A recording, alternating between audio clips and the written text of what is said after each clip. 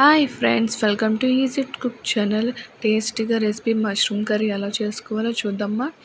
ముందుగా ఒక mixie jar తీసుకొని 1 స్పూన్ గసగసాలు, 1 స్పూన్ దోసపప్పు, 3 స్పూన్స్ జీడిపప్పు వేసుకొని పౌడర్లా చేసుకోవాలి. పౌడర్గా చేసుకున్న కొంచెం వాటర్ యాడ్ చేసుకొని మరీ పలుచగా కాకుండా మరీ దగ్గరగా కాకుండా ఒక మాదిరిగా పేస్ట్ చేసుకోవాలి.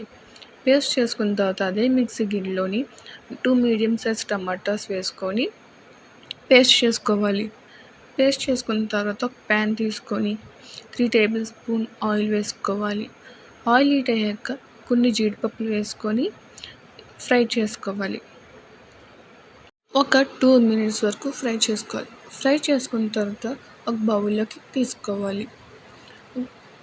అదే ప్యాన్లోని 1 కప్ ఆనియన్స్ వేసుకొని ఒక 2 మినిట్స్ వరకు ఫ్రై చేసుకోవాలి.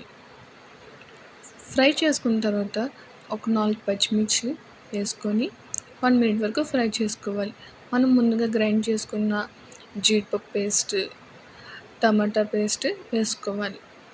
వేసుకొని తర్వాత 1 స్పూన్ గరం మసాలా, 1 స్పూన్ అల్లం వెల్లుల్లి పేస్ట్ వేసుకొని ఒకసారి కలుపుకోవాలి. కలుపుకున్న తర్వాత 1 స్పూన్ సాల్ట్, 2 స్పూన్స్ కారం వేసుకున్న తర్వాత ఒక పచ్చివాసన పోయే వరకు ఒక 5 మినిట్స్ వరకు ఫ్రై చేసుకోవాలి.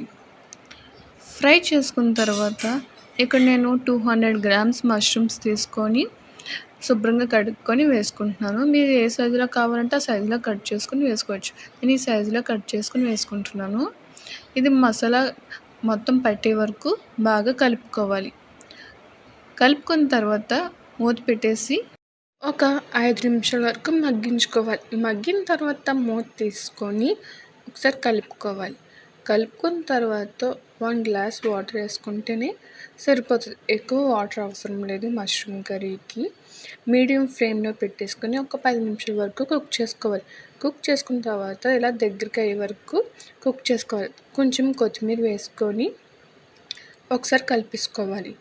కలుపుకున్న తర్వాత సర్వింగ్ బౌల్లోని సర్వ్ చేసుకుంటే అంతే, simple and tasty mushroom curry ready.